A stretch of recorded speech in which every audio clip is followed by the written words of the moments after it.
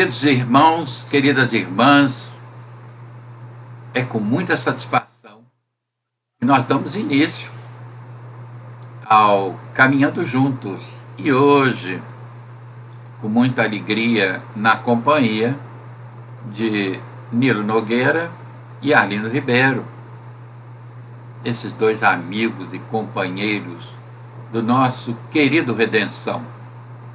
E nós vamos caminhando, vamos conversar sobre o orgulho e a humildade, que é uma mensagem do Espírito Lacordaire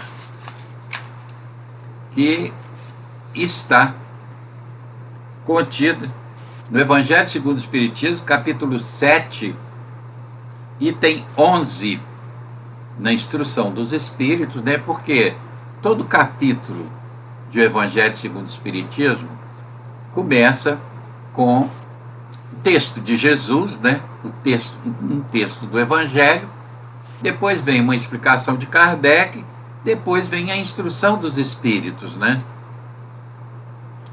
Para que a gente possa melhor entender a temática evangélica.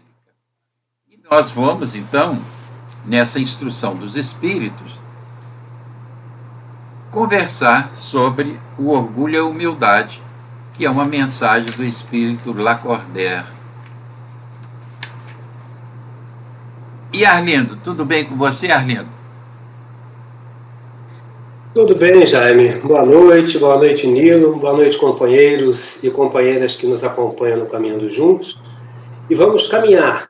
Confesso a vocês que com certo medo, porque quando a gente tem que tratar do Evangelho dá um certo tremor, ainda mais falando de orgulho e humildade que a gente não conseguiu ainda resolver. Nem uma coisa, nem outra.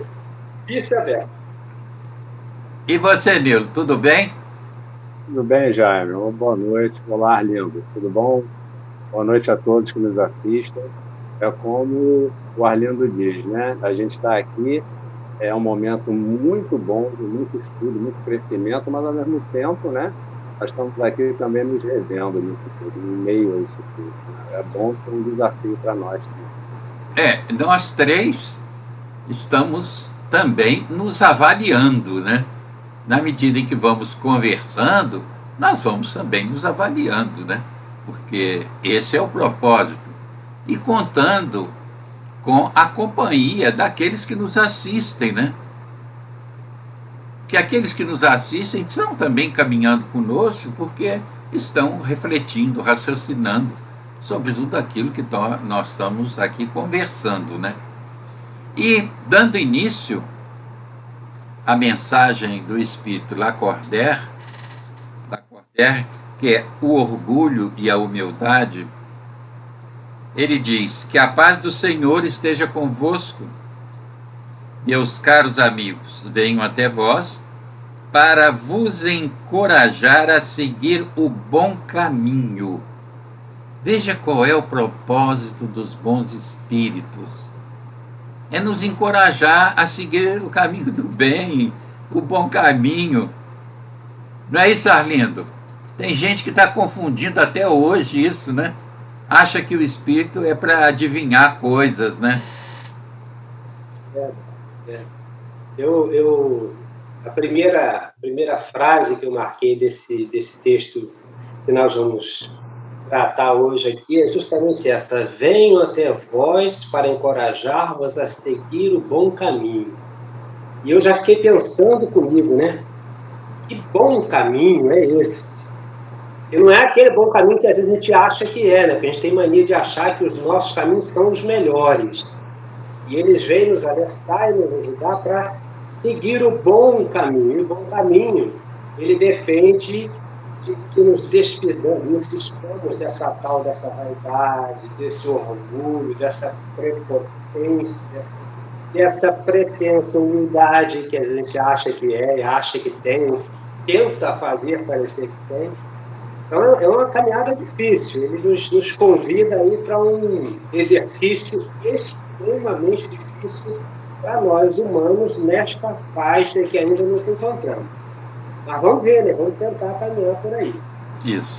Bom, ele continua, e ele faz uma referência aqui que é bom a gente até esclarecer antes, Porque no Evangelho, Jesus fala nos pobres de espírito. Aliás, Humberto Rode, na tradução do Novo Testamento, ele fala que é pobres pelo espírito. Aqueles que... Porque Humberto Rode teve acesso aos originais gregos e a tradução dele foi em cima desses originais gregos, né, do Evangelho, então, do Novo Testamento. Então, ele diz que... Porque muita gente pensa que pobre de espírito é aquela pessoa privada de um raciocínio mais evoluído, mais complexo. Não, não é nada disso.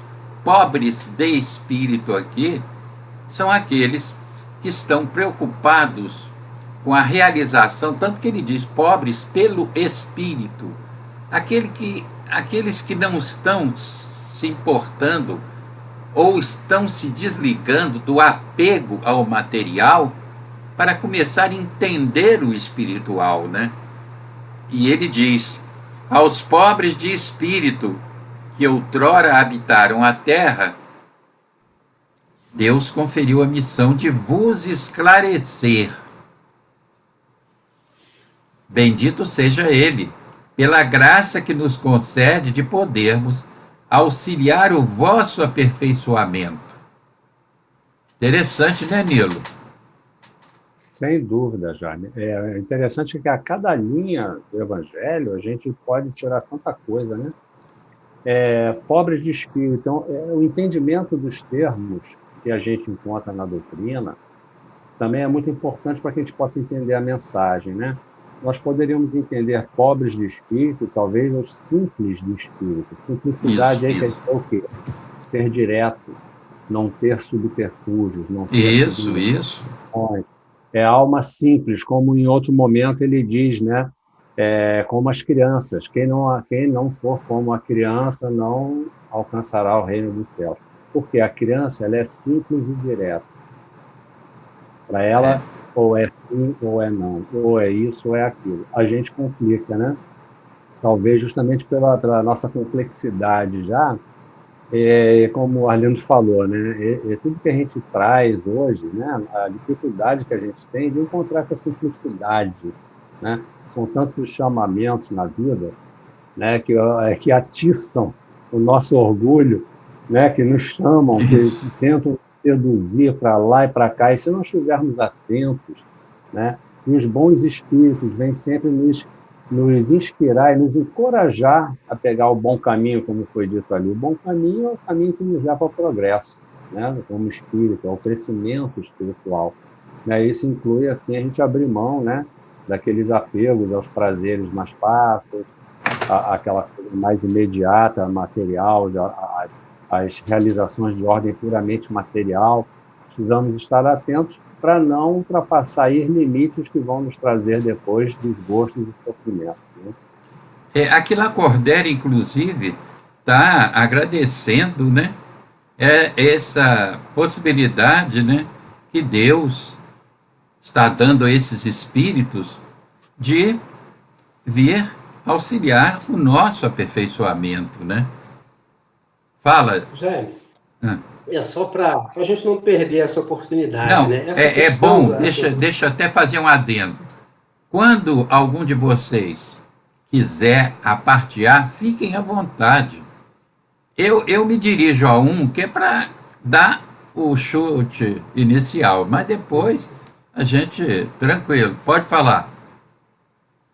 É só para os companheiros aqueles que nos acompanham nessa jornada, nessa caminhada, é importante às vezes ver quem são ou quem foram essas figuras, né?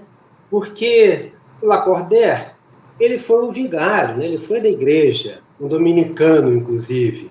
Mas o que é interessante, que chama atenção para isso, é porque quando se fala lá dos pobres de espírito que outrora viveram na Terra, e ele é um deles, porque, veja, a trajetória desse jovem cidadão, digo jovem por quê? Porque ele nasce em 1802, morre em 1862, aos 59 anos de idade, então está novo, né?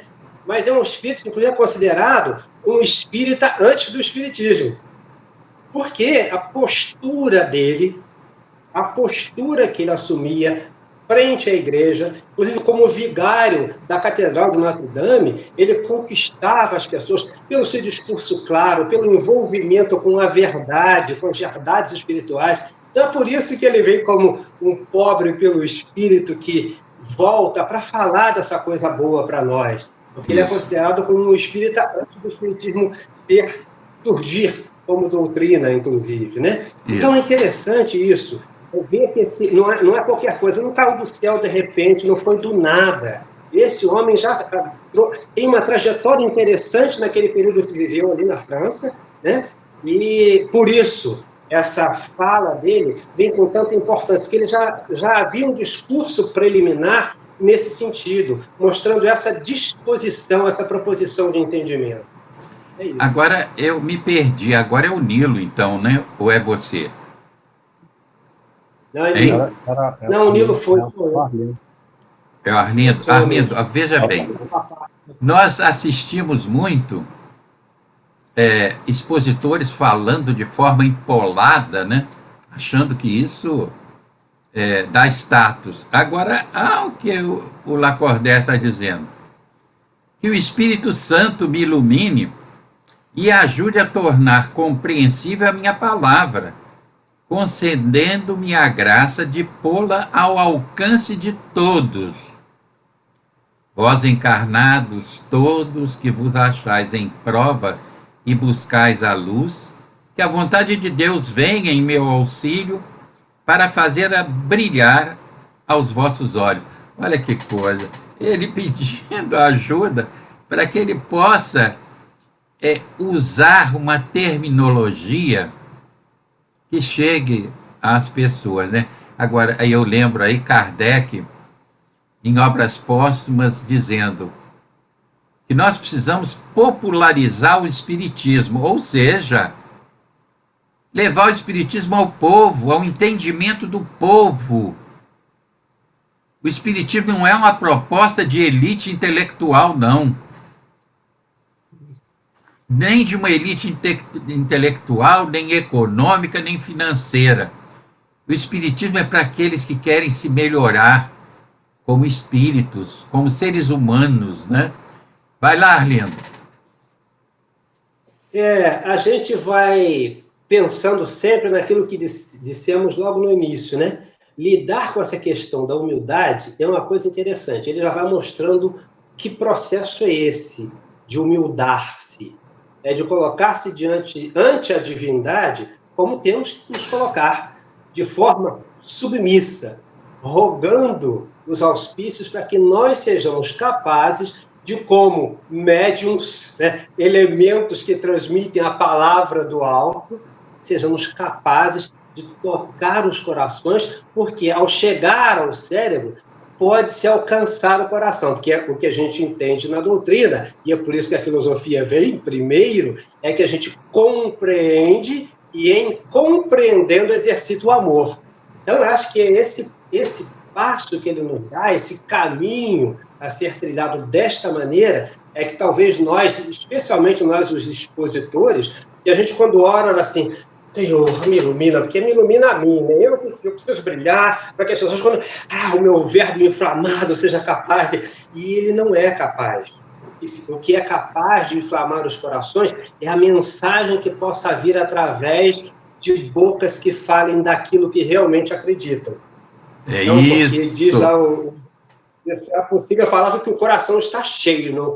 A boca só fala do que o coração está cheio. Então é isso que a gente precisa pensar. Quando a gente ora, a gente tem que orar para pedir que essa interioridade participe desse processo de forma muito tranquila, para ser capaz de soltar esse verbo que contagia, que desperta, que toca os corações, que acaricia as almas. E isso é que eu acho que precisa ser, e é isso que eu acho que o Lacordaire está nos propondo.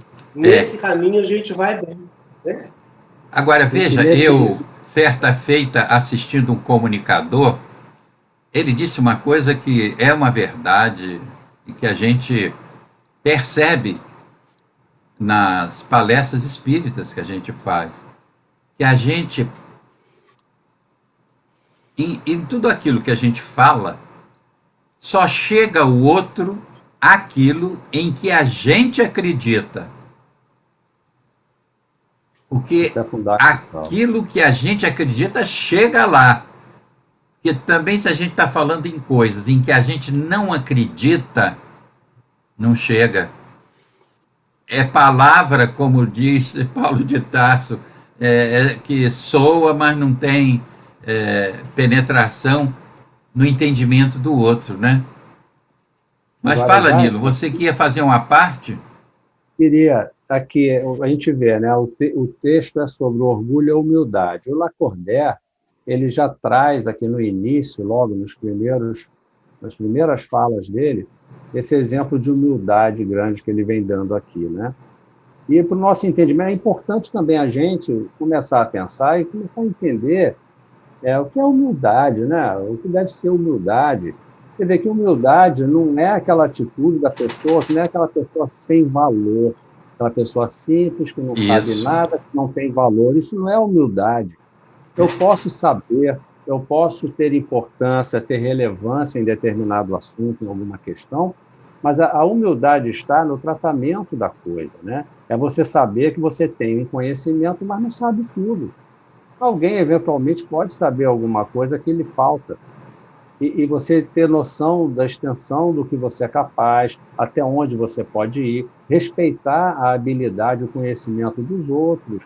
Então, assim, humildade não é não saber nada, ser aquela pessoa simples, não, eu não sei, eu não conheço. Não é isso. Não é aquela falsa modéstia, né? Que às Isso. vezes a gente... Não é Não, isso. é aquela coisa de ser bonzinho, né? Não é Isso é... isso, não. Humildade não é ser bonzinho, não. Humildade é ser bom. Eu posso saber muito bem algum tema que eu estou falando, eu tô abordando algum tema, mas saber reconhecer quando alguém fala alguma coisa, eu saber reconhecer, pois é, eu não tinha pensado nisso, é verdade, você falou uma coisa que eu nunca tinha. Isso, Então, isso é humildade. Não isso. é você, né, ter aquela atitude pseudo-simples, pseudo...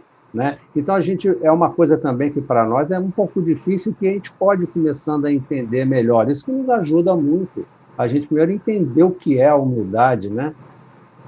É um trabalho constante. Você quer falar, lindo?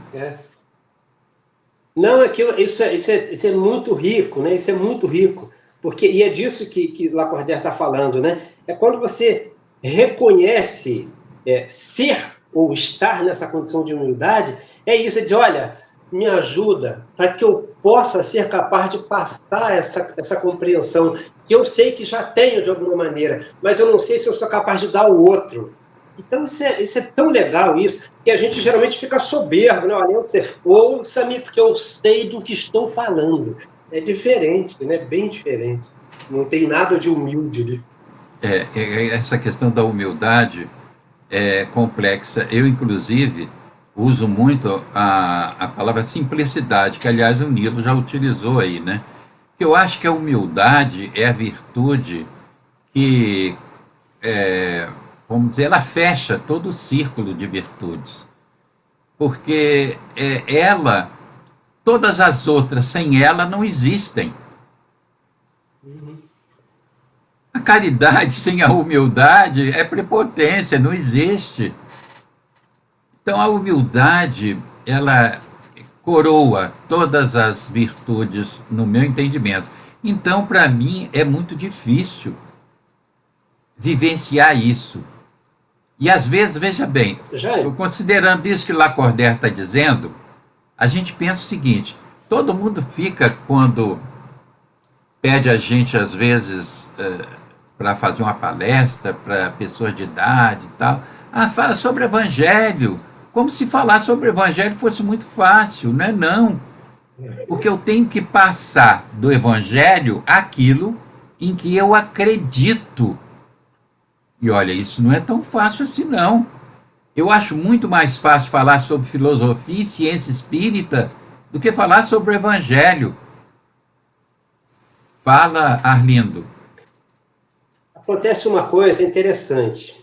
Nós vamos ver daqui a pouco, mas é porque a humildade, ela nos chama a atenção para mais um detalhe extremamente importante, que eu estou chamando de detalhe por força, mas não é que seja um detalhe, não. É um detalhe extremamente grave, grande, marca muito. É justamente a nossa responsabilidade sobre a vida desses grandes expositores. Porque nós temos batalhado muito para que eles não sejam humildes. O conjunto dos espíritas no movimento espírita tem trabalhado muito contra essa humildade desses homens e mulheres, porque o endeusamento que nós provocamos é para tirá-los dessa humildade. Você vê que a trajetória desses companheiros e companheiras é difícil nesse sentido, porque o tempo todo essa bajulação, fulano, não, mas o quê? O Chico é um santo, o Chico... A gente faz o tempo todo uma atividade ferrenha, pesada, grosseira, para tirar os caras desse eixo. Olha, a gente você coloca... é grande, olha, você é perigoso. Então, isso é perigoso demais. Né? Arlindo, a gente coloca nos ombros dele uma proposta de perfeição que eles não têm a obrigação de ter. Eles não são espíritos puros. Eles têm as suas dificuldades, como nós temos as nossas, né? Mas você falou bem, essa proposta bajulatória em torno dos expositores, dos médios, é que acaba levando-os, muitas vezes, a acreditar que eles são os melhores e os maiores mesmos, infelizmente, né? E que nós, três que somos expositores, estejamos vigilantes com relação a isso, né? Porque isso é que é importante, que é como o Lacordaire está dizendo, que ele vem nos esclarecer. Fala, Nilo. E essa atitude das pessoas, de um modo geral, né, que inadvertidamente partem para esse tipo de bajulação, às vezes não é intencional, às vezes é por admiração, mas já denota um pouco de não entendimento muito correto dos próprios princípios da doutrina, né? Quando acha que alguém detém algo especial em relação às outras pessoas. Não, é estudo, é dedicação, é interesse em querer entender aquele tema, em querer conhecer, querer se aprofundar, o que qualquer pessoa pode fazer, né? E a pessoa está ali se expondo também, se mostrando também o seu lado mais fraco, as suas dificuldades também, e é preciso coragem para estar ali, né? Agora, essa coragem, esse risco, ninguém quer correr, né? As pessoas querem pedir pronto, a mãozinha ali para poder ver, fulano falou, então, fulano disse, então... Agora, você quer ver uma coisa? Certa feita, assistindo uma expositora que ela copiava um pouco a forma do Divaldo falar, aquela forma que o Divaldo usa, né, na sua oratória, agora menos, né? A gente assiste menos, mas antigamente ele tinha uma forma mais contundente na sua oratória, né? E tinham alguns expositores que copiavam isso, né? E então essa senhora que eu fui assistir, eu estava assistindo ao lado de uma senhora numa instituição, essa instituição é uma beleza. Aí, quando acabou a exposição, eu vou ser franco, do que a senhora falou, do que a expositora falou, eu entendi pouco. E eu procurando, né? Claro que algumas coisas a gente conhece, a gente vai encaminhando diante do conhecimento. Mas aí a senhora vira para mim, que estava do meu lado, disse assim, linda exposição, né? Eu digo, a senhora entendeu? Eu, surpreso, né? A senhora entendeu? Ela disse, não entendi não, mas ela fala bem, né? Agora você vê, né? Aí fica difícil, porque qual é o propósito? É de fazer o ensinamento, como Lacordaire está dizendo aqui, chegar ao entendimento do outro, né? Mas vamos continuar. Agora é Nilo, né? É Nilo? Pode ser. Pode ser. A humildade é uma virtude muito esquecida entre vós. Os grandes exemplos que vos foram dados, poucos são seguidos. Entretanto, sem humildade, podeis ser caridosos com o vosso próximo? É o que eu estava dizendo. A humildade tem que estar acompanhando todas as demais virtudes. Oh, não! pois este sentimento nivela os homens, dizendo-lhes que todos são irmãos, que se devem auxiliar mutuamente e os conduz ao bem. Sem a humildade, apenas vos adornais de virtudes que não possuís, como se trouxesseis um vestuário para ocultar as deformidades do vosso corpo. Lembrai-vos daquele que nos salvou, lembrai-vos da sua humildade, que o fez tão grande e o colocou acima dos profetas. Excelente, né, Nilo? O que você acha? Muito, né? Aqui está lembrando, quer dizer, nos colocando, né, nos relembrando, né, Jesus na sua humildade extrema, né? Assim, é um desafio para nós, né, Jane? Nós trazemos ainda na nossa trajetória uma grande carga de orgulho, que é de um movimento natural da evolução, né, da lá de trás, e são coisas que, até certo ponto, têm uma função, mas a gente, em contato com uma matéria, ainda exerce uma influência muito grande sobre nós. Isso acaba ganhando uma expressividade muito grande e a gente acaba se perdendo disso, né? A gente também fica achando que, para poder ter alguma virtude, tal, assim, a cada estágio evolutivo, nós temos aquilo que nos é próprio daquele período, o que somos capazes até ali de realizar. Então, talvez, muita gente lendo essas lições pense que, para poder ter humildade, precisa ser o exemplo de humildade, né? Não é bem assim. Nós precisamos começar a estar atentos para não deixar o orgulho tomar conta, para não deixar o orgulho nos cegar. E ter em mente sempre que podemos saber alguma coisa, podemos estar numa melhor situação em relação a algum tema, em relação comparativamente a um companheiro, mas não quer dizer que sejamos melhores. É isso que a gente precisa aprender a distinguir. Eu posso, por exemplo, ter uma situação financeira melhor do que uma outra pessoa, mas não significa que eu seja melhor que essa pessoa. É esse discernimento que parece que está faltando, principalmente quando se trata do espírita que está tentando entender isso tudo, é começar a encarar essa realidade de que nenhum de nós é melhor que ninguém. Estamos hoje aqui, amanhã estaremos ali, já estivemos lá, sei lá, depende da experiência que precisamos passar, né? E começar a entender que todos somos importantes na teia da vida, né? Nessa grande malha da vida, e que tudo é experiência de aprendizado. Quando a gente começa a pensar assim, a gente vai saindo daquele engano, que é um engano. A vida da matéria é uma grande ilusão, né? Ela tem lá suas necessidades, temos que dar atenção às coisas, mas elas não são o objetivo principal, né? É isso que a gente não pode perder de vista, na minha opinião. Agora, Arlindo, pegando ainda um gancho nisso aí, eu queria que, veja bem, sem a humildade, diz Lacordaire, apenas vos adornais de virtudes que não possuís, como se trouxesseis um vestuário para ocultar as deformidades do vosso corpo. Eu acho que esses conceitos estão mais próximos da gente, como esse conceito aqui do Lacordaire. Fala, Arlindo. O que a gente pensa? Eu, enquanto estava ouvindo o Nilo, a gente vai precisando sempre, né, pegar esses conceitos e trazer para o nosso dia a dia.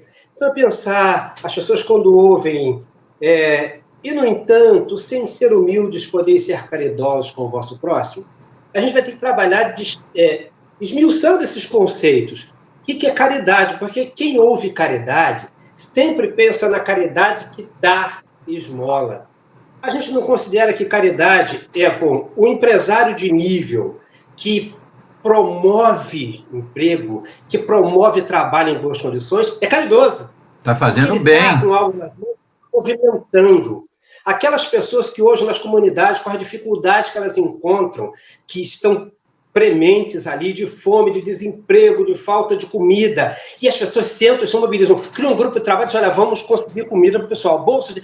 Gente, isso é caridade, porque para ser caridoso não precisa ser rico. Essa é que é a questão. A caridade não tem necessariamente um vínculo com a riqueza. Por quê? Não a riqueza pecuniária necessariamente. Porque quando você é rico para agir, para se movimentar, você pode mobilizar pessoas para fazer o melhor. Por exemplo, o vestibular da Maré, no Rio de Janeiro, a favela da Maré, é um trabalho de caridade, em que se mobilizam as energias de professores e não professores, mas que todo mundo vira educador, para trabalhar em prol da comunidade. Trabalho do Frei Davi, e essas pessoas estão se mobilizando na sociedade inteira, enfrentando, criando articulações para enfrentamento das dificuldades que as populações sofrem no imediato. Isso é caridade, porque é a gente se organizando para melhorar a vida do outro. Eu vou voltar ao assunto. Sem a humildade, apenas vos adornais de virtudes que não possuís. É isso aí que eu quero que você destrinche. Vamos ver se a gente consegue. Vamos ver se a gente consegue. De modo geral, nós agimos muito assim, né? De modo geral. Sem humildade, nós nos enfeitamos de virtudes que não possuímos. É preciso pensar primeiro virtude. Como é que se conquista uma virtude? Quanto tempo nós levamos para conquistar uma virtude? Porque virtude é construção de longo tempo. E que começa no primeiro ato. Ela começa no exercício de identificar-se. Porque o primeiro exercício é identificar o que nós não somos. Quanto mais nós soubermos o que somos e o que não somos, ou o que ainda não somos, penso que teremos maior facilidade para andar nesse caminho, para trilhar esse caminho. Que antes de tudo é saber. Tem que voltar ao velho Sócrates. Conhece-te a ti mesmo. Como isso também não é um ato de um dia, não é num átimo, é um processo, a gente precisa se dedicar a isso. Porque assim, eu preciso me ver, eu preciso me olhar, eu preciso reconhecer as minhas habilidades e a falta delas. Porque quanto mais eu consigo identificar isso, mais eu me aparelho, eu me preparo, me capacito, me habilito para partir para essa conquista. Porque essa conquista não é uma conquista intelectiva. Ela não é uma conquista da intelectualidade, da genialidade intelectual. Essa conquista é do ser pensante. Esse que se olha e diz, eu sou apenas filho de...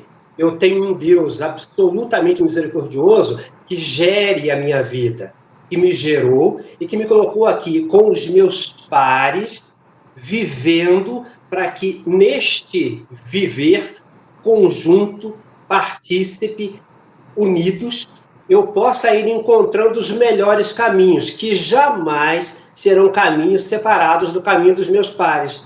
Os meus irmãos de caminhada têm essa mesma jornada. Quanto mais isso estiver claro para mim, mais eu serei capaz de identificar-me para produzir e encontrar em mim essa humildade, que é construção demorada. Não sei se eu consigo.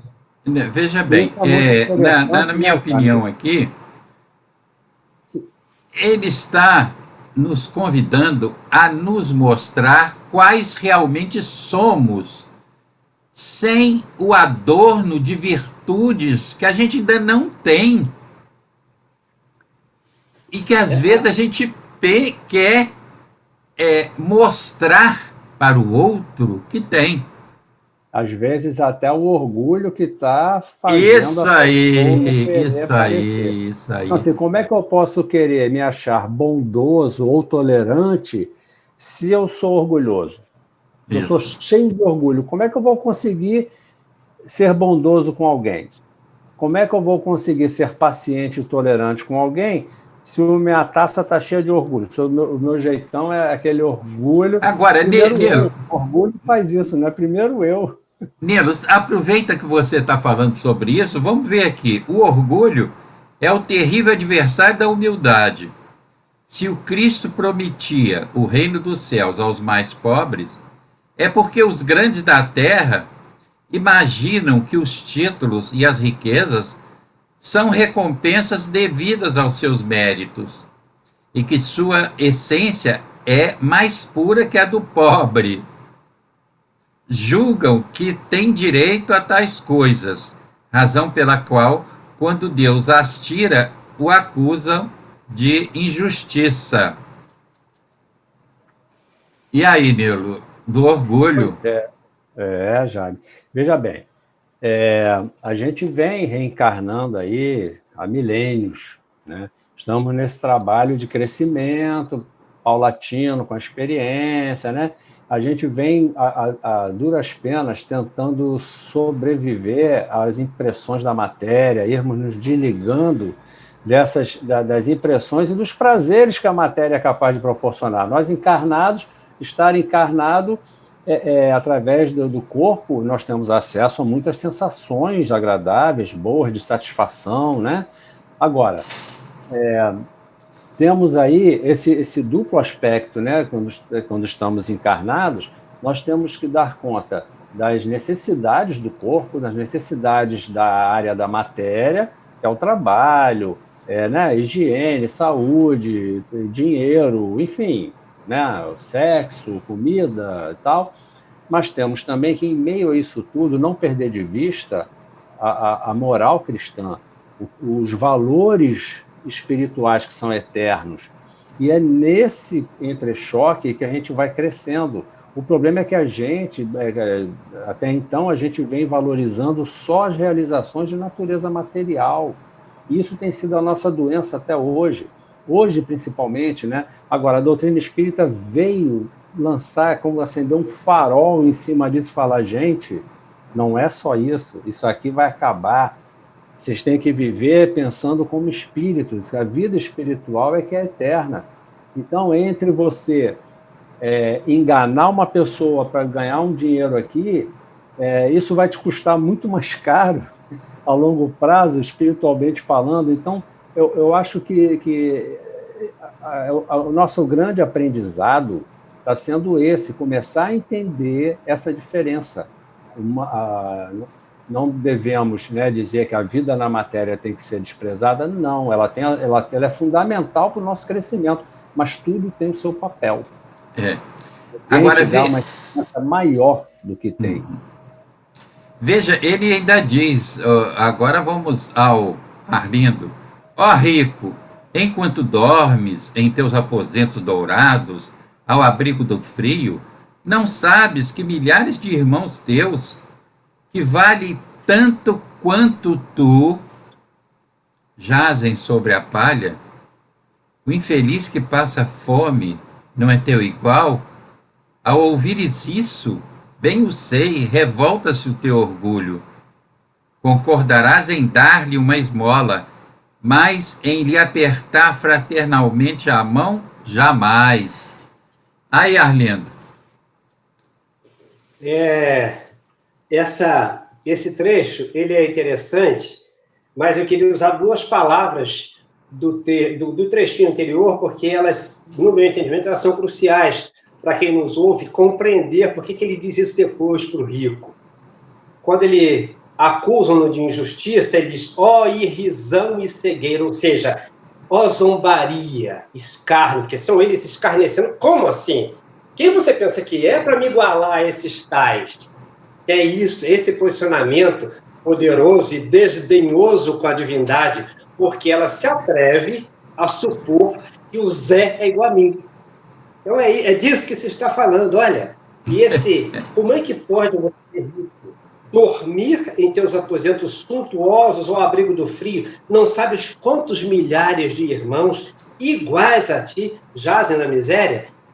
E esse trecho é extremamente interessante, porque ele coloca com muita efetividade sobre os ombros desses companheiros e companheiras a responsabilidade.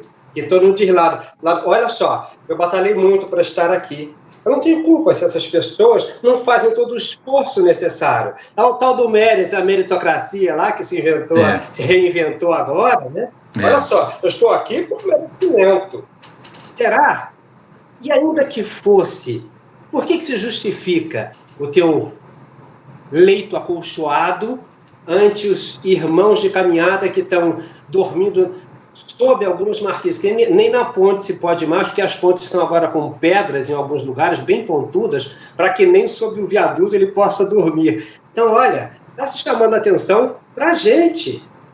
Amigos, nós somos irmãos desses caras. Vocês também. Então, como é que é isso? Dá para realmente dormir tranquilo? É preciso pensar, dá para dormir serenamente em berço esplêndido diante da situação que todos nós vemos dia a dia em todas as redes sociais do planeta? Será que dá mesmo? Arlindo, você fez uma pergunta interessante. Dá para o machista dormir tranquilo, pensando que ele é irmão do pessoal LGBTI+. Como? Pois é. Como é que ele vai dormir tranquilo, né?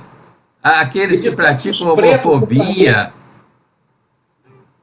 não tem como, né? E de todos os pretos do planeta são irmãos dele também. Olha que coisa, que dificuldade. Os racistas, né? Porque o importante não é ser contra o racismo, é ser antirracista. Esse é que é o... Efetivamente. Não é? Mas continuemos aí. Agora é o Nilo, né?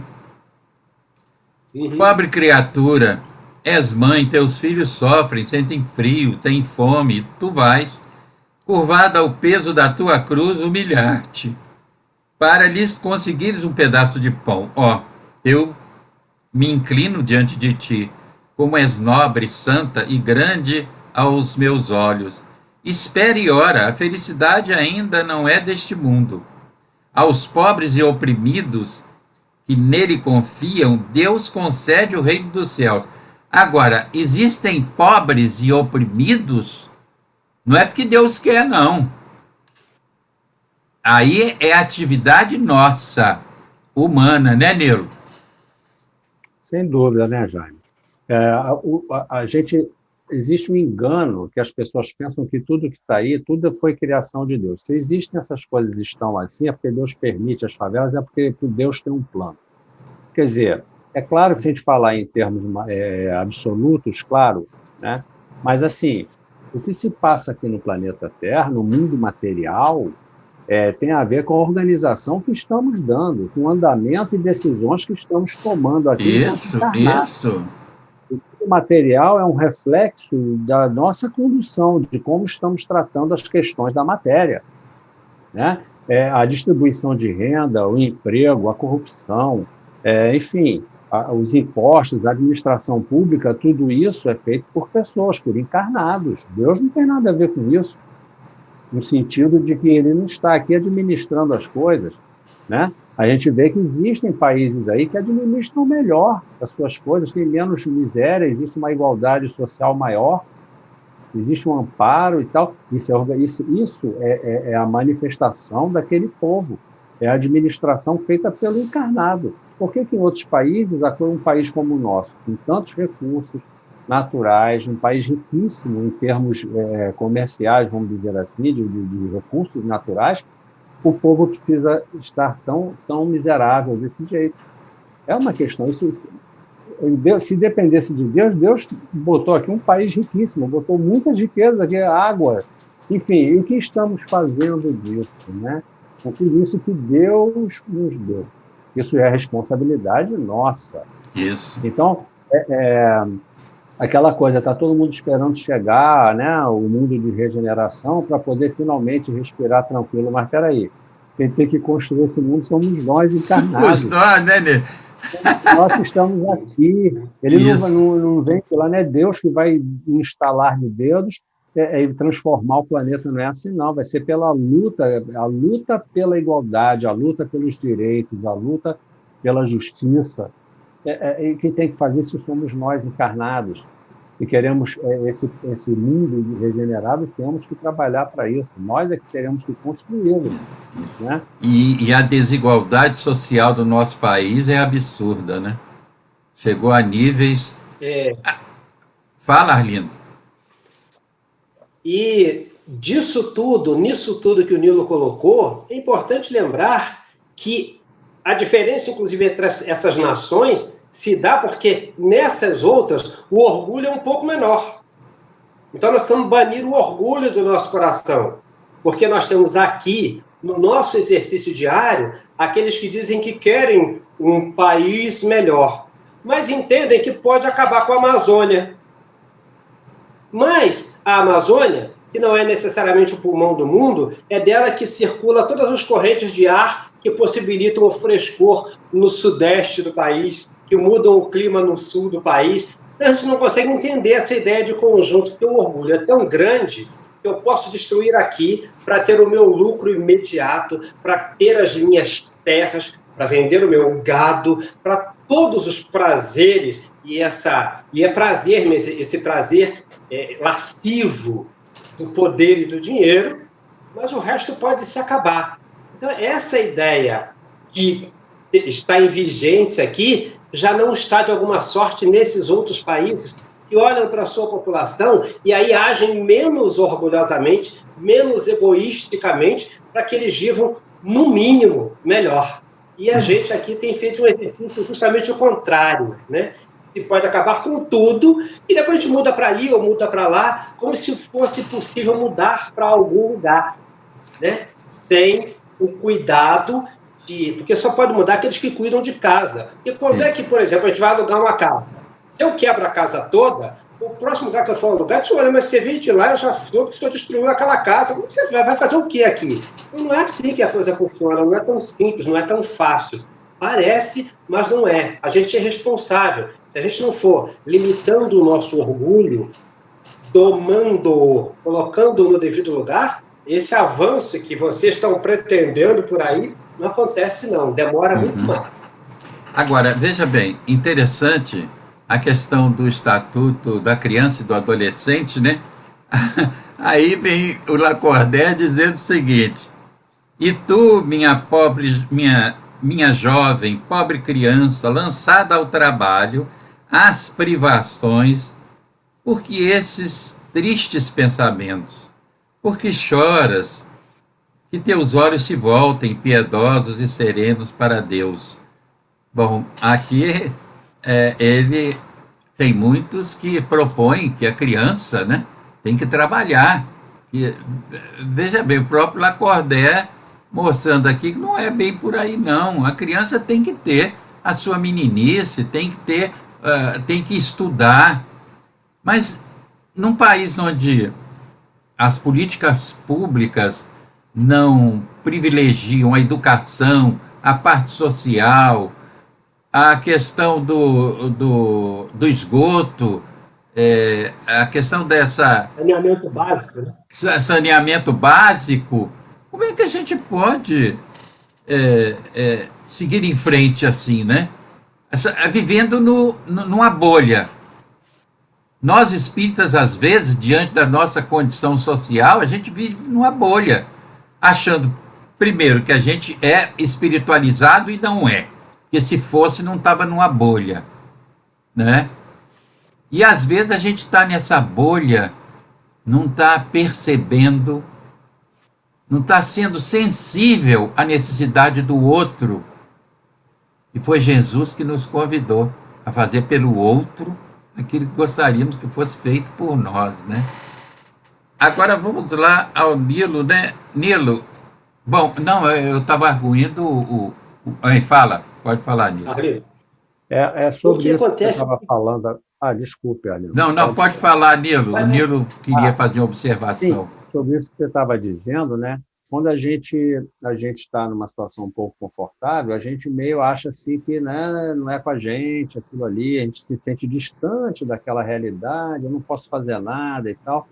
Então, assim, esse tipo de raciocínio, ele também, a gente precisa ter cuidado, porque existe todo um processo de informação, de controle social, que meio que molda os pensamentos e conduz o raciocínio das pessoas também, assim, para não se envolverem. Deixa com a gente, deixa que o governo cuida. Então, assim, a omissão nossa também é um problema muito sério, né? Quando a gente não participa e acha, não, já votei, fiz meu trabalho, está lá meu representante, e a gente acha que a gente não tem muito o que fazer. Efetivamente, diretamente, talvez não, mas como cidadãos, como unindo-se as forças, as opiniões, a opinião pública, as pessoas se mobilizando, mostrando a sua opinião em relação aos eventos que estão acontecendo, temos força, né? E precisamos começar a despertar para isso, né? O nosso país ele foi atacado seriamente na educação, está bem sendo atacado sistematicamente na educação. Darcy Ribeiro falava, né, que o problema da educação do Brasil é o problema de projeto, ou seja, é proposital, né, para que as pessoas não tenham condições de realmente vamos dizer assim, de alcançarem, entenderem com mais profundidade certas questões, né? É mais fácil você... Então, assim, precisamos começar também a pensar nisso, o nosso papel enquanto espíritas, não só na nossa vida, no nosso progresso, mas também no nosso papel social, né? Como cidadão. Né? O Arlindo, e o grande educador brasileiro?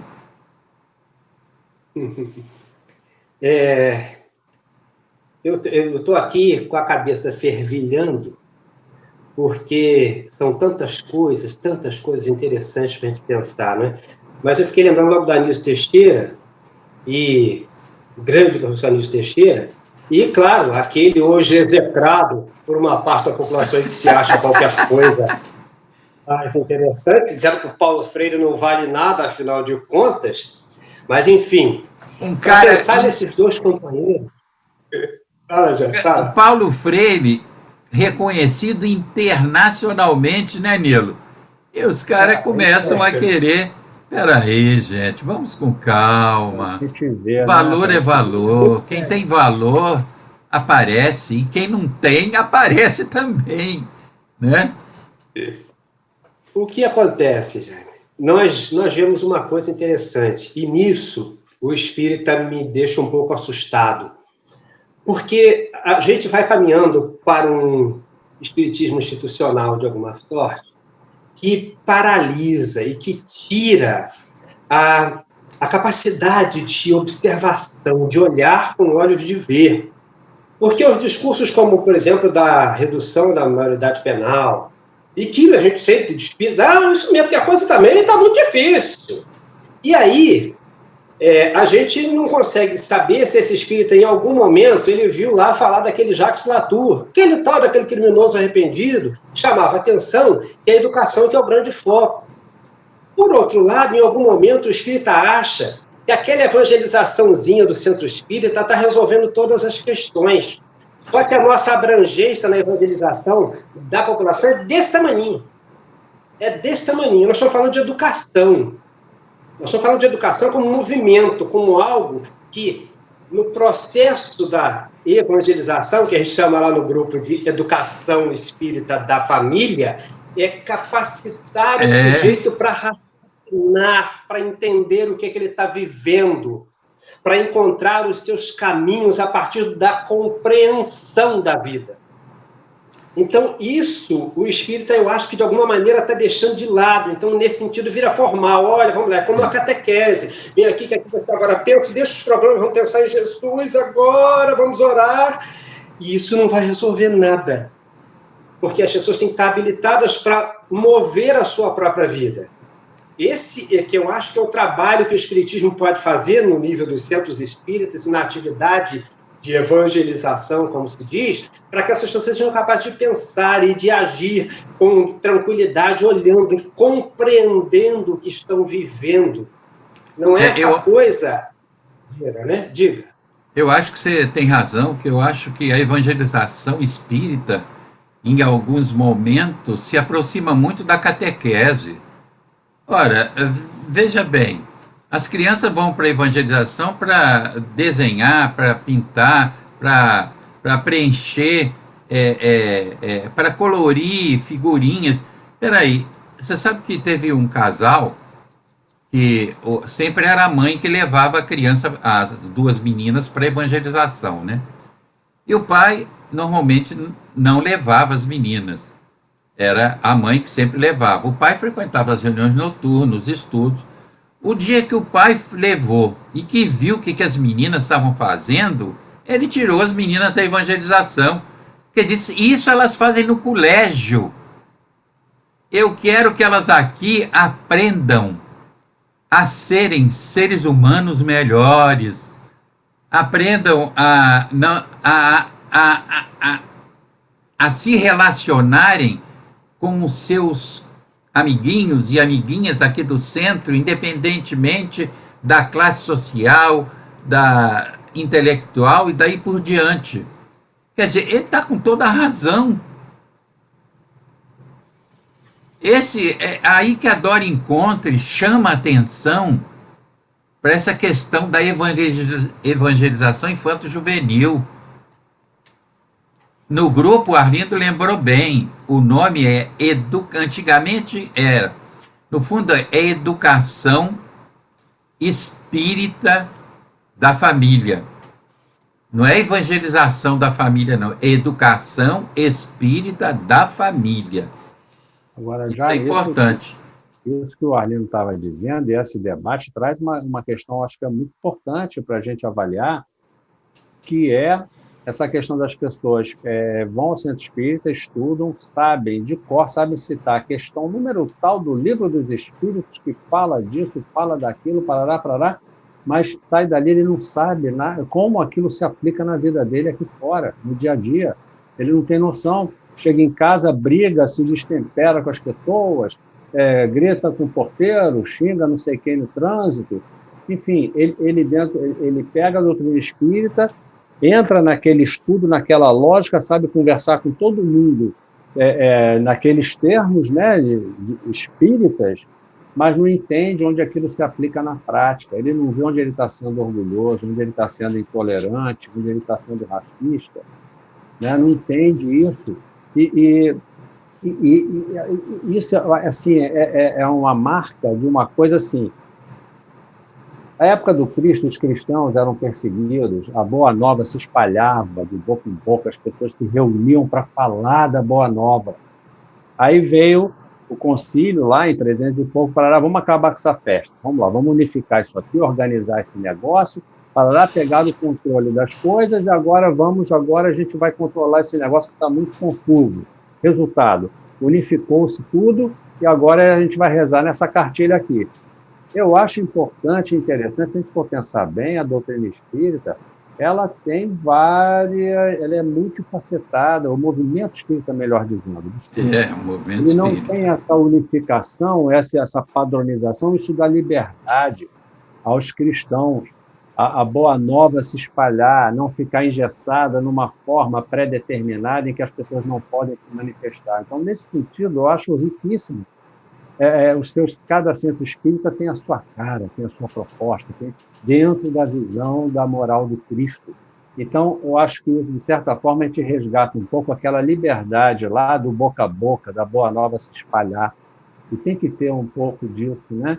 Eu acho isso importante no movimento espírita. Você tem toda a razão nisso, toda a razão.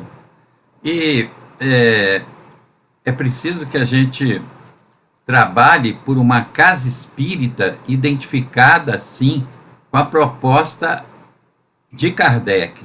Porque veja bem, Milton, nós estamos os três aqui fazendo um estudo que Kardec propõe na sua obra. É o estudo em grupo, nós estamos estudando isso aqui. Agora, precisamos de trazer para esse entendimento, porque nós estamos trazendo a realidade da vida e o ensinamento contido nessa obra.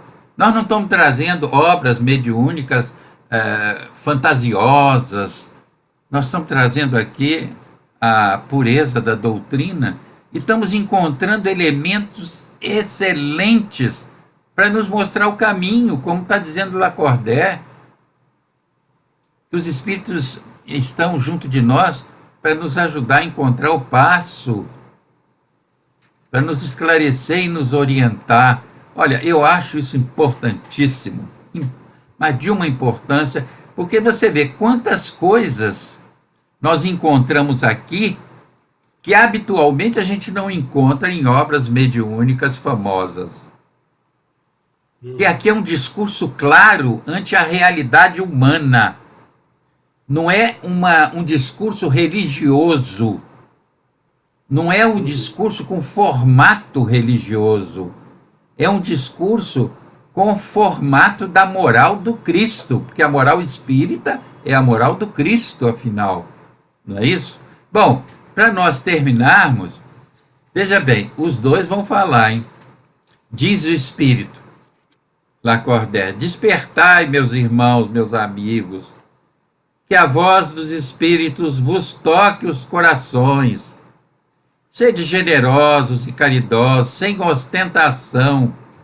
Isto é, fazei o bem com humildade, que cada um vá demolindo aos poucos os altares erguidos ao orgulho. Numa palavra, sedes verdadeiros cristãos, e tereis o reino da verdade. Nilo, e tereis o reino da verdade, né? Não é da mistificação, não. É o reino da verdade. É aquilo que nos fará livres. Conhecereis a verdade e ela vos libertará, não é?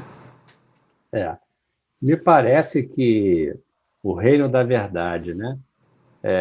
Na verdade, aqui o mundo material é o mundo da ilusão, né? Aqui a gente vive uma ilusão. E os valores espirituais, que são os valores eternos, esse é o mundo da verdade. Eu acho que o nosso trabalho é achar isso aqui, né? Enquanto estamos aqui, achar essa lógica, entender isso, né? Assim, eu acho que a gente quer se melhorar. Todos nós queremos nos melhorar, né? Lógico, nós estamos estudando a doutrina, queremos nos melhorar, queremos nos tornar pessoas melhores, espíritos melhores. Mas como é que eu penso isso? Isso é uma tarefa muito difícil. Eu penso que existe uma forma da gente tentar conseguir. Assim, a gente quer muito conquistar virtudes. Eu acho que a tentativa de conquistar uma virtude pode ser enganosa. Eu prefiro pensar de uma forma diferente. Eu prefiro pensar assim. Você imagina que você tem um objeto de prata que está escurecido e você quer dar brilho àquilo ali. O que é que você vai fazer? A gente não tem como colocar o brilho. O que é que nós temos que fazer? Trabalhar na prata oxidada, esfregar, tirar toda a impureza. O que é que vai sobrar ali? A prata brilhando. Isso. Eu acho que se eu quero ser humilde, eu não tenho que tentar ser humilde. Eu tenho que identificar onde está o meu orgulho e começar a combater meu orgulho. Isso. Acho que a gente fazendo isso, a gente corre menos riscos de achar que já está humilde. É isso mesmo. Eu acho que, né, quando eu quero conquistar uma determinada virtude, pode ser o meu orgulho falando, olha, você tem que... Porque isso é que é legal, você tem que ser humilde, hein? Isso é que é o bacana. Então eu quero, pô, é humilde que é o legal, então eu quero. Então, assim, a gente cai nesses enganos, né? Eu acho que isso é um trabalho dificílimo. É uma casca de banana, né, Nilo? É assim, Jaime. Então, eu prefiro pensar por aí. Se eu quero ser tolerante, eu tenho que achar onde está a minha intolerância, em que momento ela aparece, de que maneira, como é que eu sou intolerante com as pessoas à minha volta. É aí que eu tenho que estar atento para combater, para segurar a língua na hora, para não falar desse ponto até 10. Falar, você pode falar a qualquer momento. Desfalar é impossível. Então, se você vai falar uma coisa, pensa 10 vezes. Reflete se realmente é aquilo procede, aquilo realmente faz sentido, ok, então vamos falar, né? Então, assim, eu acho que se a gente quer conquistar uma virtude, nós temos que trabalhar nos nossos defeitos. Eu penso assim. Não que eu esteja craque nisso, né? Mas eu acho que essa dica tem me ajudado a ficar um pouco mais alerta, a me olhar um pouco mais, a ter um pouco mais de sensibilidade, a tentar prestar atenção às pessoas que estão à minha volta, a tentar me importar mais com o que as pessoas estão dizendo, com as dificuldades que elas estão enfrentando, né? E a gente, quando está muito ligado nessas coisas do imediatismo, das necessidades do mundo, a gente às vezes fica meio anestesiado para o outro, para o irmão. A gente fala superficialmente, oi, tudo bem? Não, mais ou menos, tem um probleminha, é mesmo, pô, boa sorte, hein, tchau. e não para ouvir a pessoa, às vezes, né? Então, eu acho que é meio por aí. É uma dica que eu ouvi isso uma vez, achei muito bacana, e eu tento estar alerta para ver se eu consigo, aqui e ali, começar a fazer isso. Eu acho que seria É, mais ou menos isso. a questão da virtude, você falou aí uma coisa muito importante. Eu também acho que cultivar a virtude é cultivar o oposto dela. A virtude, ela surge na medida em que nós estamos em busca de nos libertarmos de orgulho, de egoísmo. Aí a gente vai percebendo quem a gente verdadeiramente é e onde a gente está escorregando diretamente. E aí tem possibilidade de crescer em virtudes sem necessariamente nomeá-las. A gente passa por uma forma natural a produzir propostas do bem. Não é isso, Arlindo? É bem isso. Eu estava ouvindo o Nilo e pensando, né, junto com ele ali. O Nilo usou uma expressão interessante, que esse mundo é o mundo da ilusão. E aí, cada vez que eu penso nisso, eu fico cada dia mais feliz com Deus. Eu confesso a vocês, a minha ligação com Deus é tão gostosa, eu tenho a cada dia ficado mais feliz quando eu olho para algumas coisas e eu penso imediatamente em Deus. Esse mundo é da ilusão. E Deus, na sua sabedoria indiscutível, ele nos coloca no mundo da ilusão para que a gente identifique-se e identifique a ilusão para sair dela. Eu acho isso lindo demais. Por quê? Eu mergulho e venho viver nesse mundo de ilusão, mas que me toca tão sensivelmente que eu acho que ele é de verdade. Tudo que acontece nele eu acho uma maravilha, eu não quero largar nunca mais. E a gente vai se apropriando dessa ilusão com uma fã. É uma coisa interessante. E eu acho esse exercício muito lindo, que é essa oportunidade linda que Deus cria para nós, como espíritos, para ir conhecer a sua obra, jogando-se. Joga a gente e diz, olha, agora vai aí, vai olhando devagar, para você entender o que eu sou. Para compreender e participar dessa obra com toda a clareza, que eu quero você inteiro aqui comigo no futuro. E isso eu acho sensacional. Aí, o Lacordaire vem e diz assim, que a voz dos espíritos vos toque o coração. Sede generosos e caridosos, sem ostentação. Quer dizer, fazer o bem com humildade. Pronto, palavra difícil, muito difícil. Humildade. Mas ele vem dizendo assim, que cada um vá demolindo aos poucos os altares elevados ao orgulho. E aí, claro, vocês me perdoam, eu sempre volto lá para o Sócrates. E eu sempre corrijo isso que a gente costuma dizer que o Sócrates disse, né? Na verdade, isso é uma frase que está encimava o frontão do templo de Apolo. Homem, conhece-te a ti mesmo. Eu acho que esse é o maior exercício que eu tento fazer na minha vida desde algum tempo, que a gente vai revendo, a gente fica repetindo isso para ir tentando conhecer. Porque se conhecer é um negócio tão sensacional, mas tão desagradável, porque é doloroso, é incômodo, tem horas que é vergonhoso. Vergonha íntima, você fica lá no cantinho, meio amuado, você está triste hoje? Não, eu estou bem, porque tem coisa que você não pode falar para ninguém, você só pode olhar para você e dizer, caramba, mas que coisa feia, que coisa desagradável que ainda tem aqui, mas se não fizermos essa tentativa constante, esse mergulho todo dia e tal, olha, a gente é doloroso, amigos que estão nos acompanhando, isso é difícil pra caramba. O Agostinho propõe isso lá no dia a dia, mas isso não é fácil, isso é incômodo, isso nos leva às lágrimas, às vezes sozinho no cantinho, mas é nesse caminho que a gente precisa ir, para conseguir alcançar, frenar esse orgulho, porque eu não acredito, as pessoas costumam dizer assim, você tem que expulsar esse sentimento de si, isso é mentira, no meu entendimento, eu gosto de conhecer as minhas vergonhas, Eu só conhecendo é que eu posso olhar para elas e começar a colocá-las no devido lugar.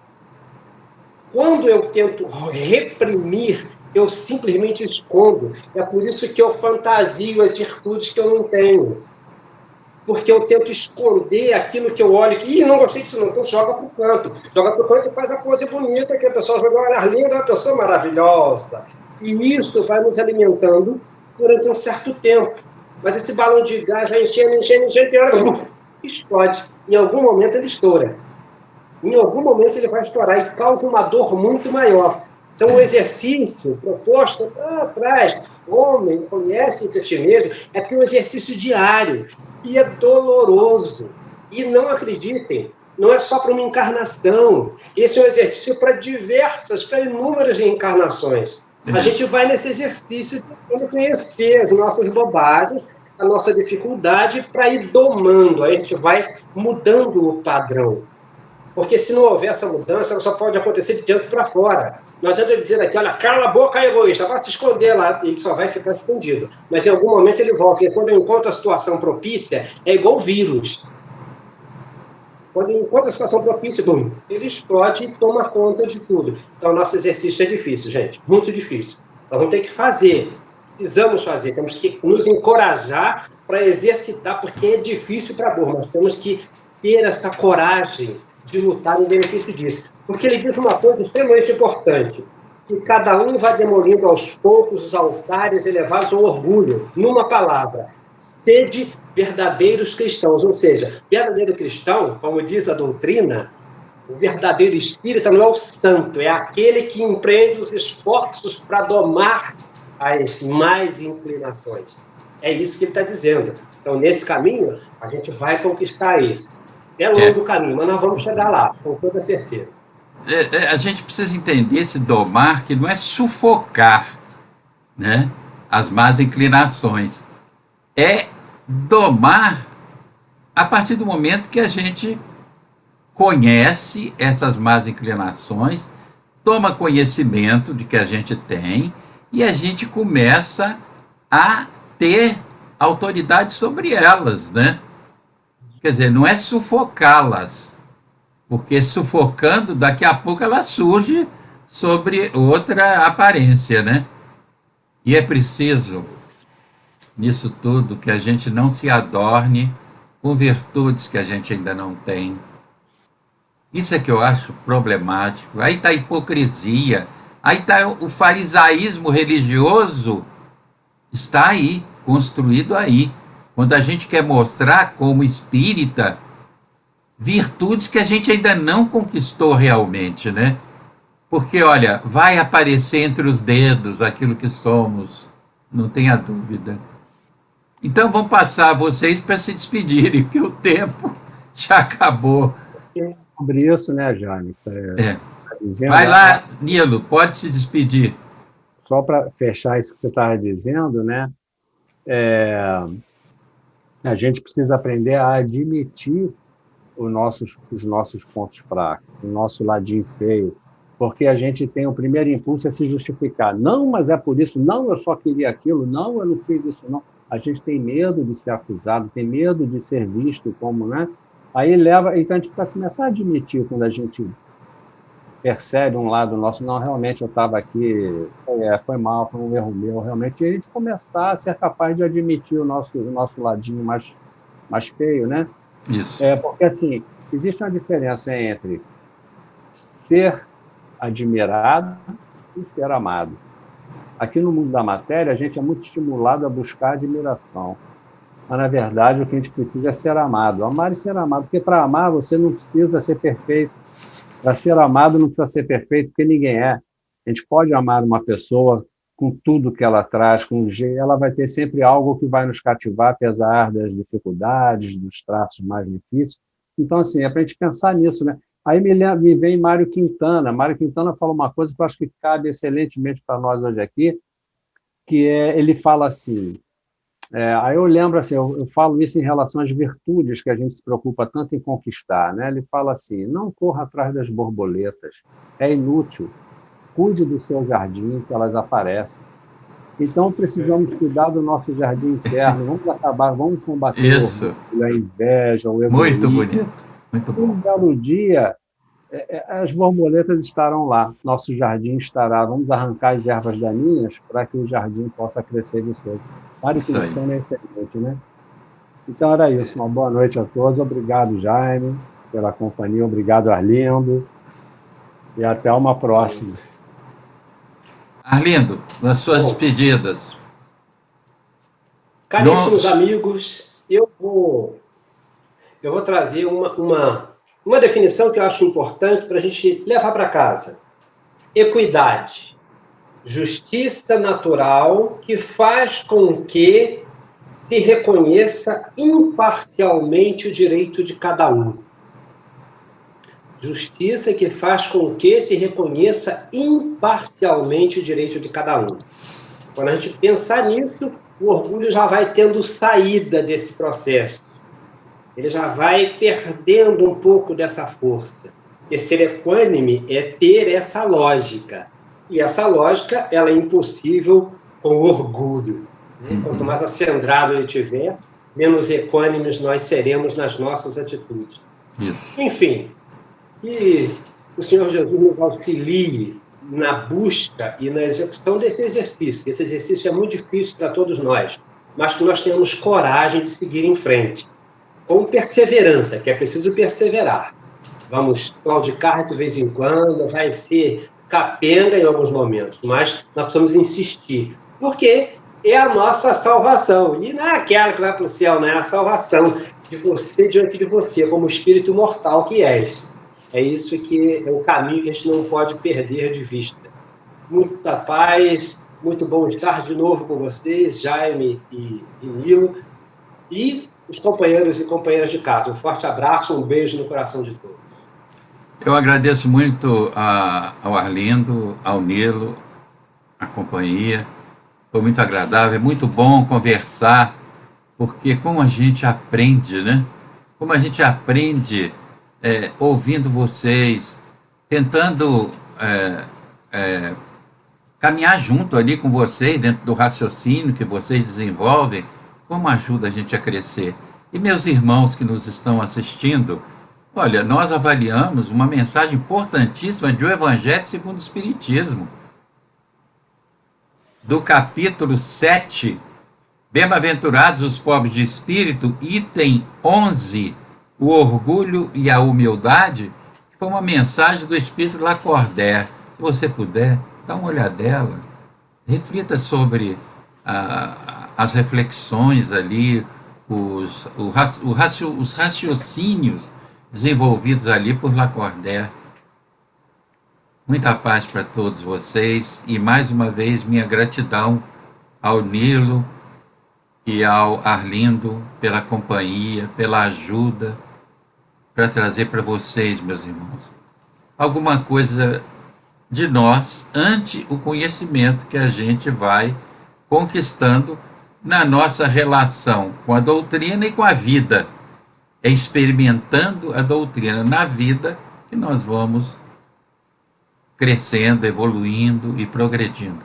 Um abraço afetuoso para todos vocês e muita paz, e não deixem de se vacinar. A vacina é muito importante para nos proteger e para proteger o outro.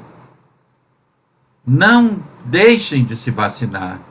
Não vão nessa onda de que a vacina produz isso, muda DNA. Espera aí. Nós estamos no século XXI.